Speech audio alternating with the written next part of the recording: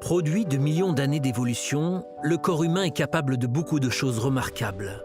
Mais aucune n'est aussi incroyable que le développement de la vie intra-utérine.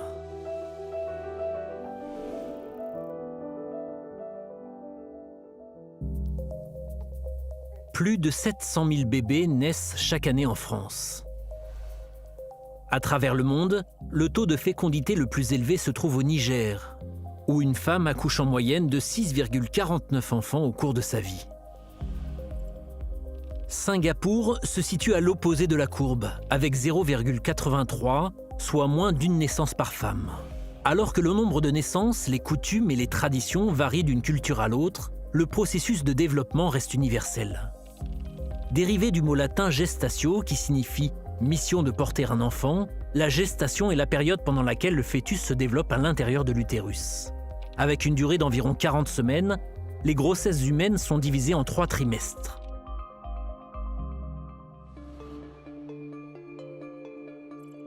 La grossesse commence dans l'utérus, où un spermatozoïde féconde un ovule. Si le sperme porte un chromosome X, le bébé sera de genre féminin, alors qu'un chromosome Y donnera lieu à un genre masculin.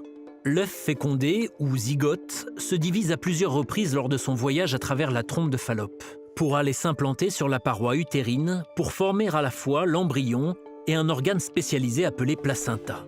Présent uniquement chez les mammifères eutériens ou placentaires, le placenta va gérer les déchets et fournir les nutriments essentiels, l'oxygène et les hormones par le cordon ombilical. Le cerveau, qui continuera de grandir et de se développer tout au long de la grossesse, constitue près de la moitié de l'embryon à ces stades précoces.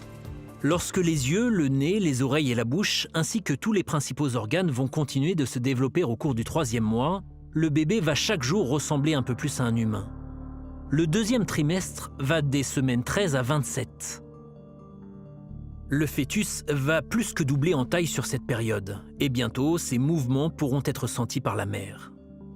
L'audition se développe à partir de la 18e semaine, mais le fœtus ne réagira au son extérieur à l'utérus qu'aux environs de la semaine 25. À partir de la semaine 28 et jusqu'à l'accouchement, le 3e trimestre est le temps des touches finales, telles que les cils et les papilles gustatives. La plupart des développements majeurs étant terminés, le fœtus gagnera plus de 225 grammes par semaine. Pour faire place à cette croissance rapide, les organes internes de la mère s'ajustent de manière significative tout au long de la grossesse. Une fois tombé plus bas dans le bassin, le fœtus a généralement la tête en bas en préparation de la naissance. La plupart des os auront durci à ce moment-là, seul le crâne restera relativement mou pour faciliter l'accouchement. Le travail est divisé en plusieurs étapes, à commencer par la dilatation du col jusqu'à l'expulsion du bébé et du placenta.